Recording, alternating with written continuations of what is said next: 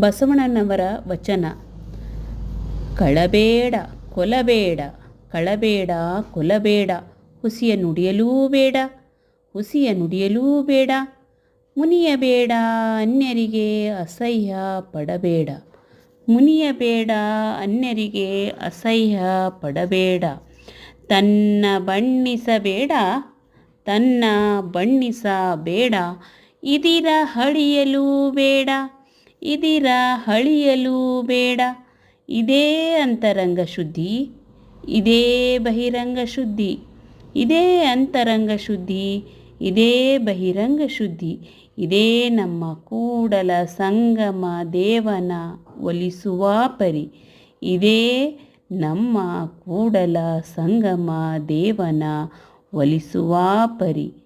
ಜೈ ಗುರು Basavanna.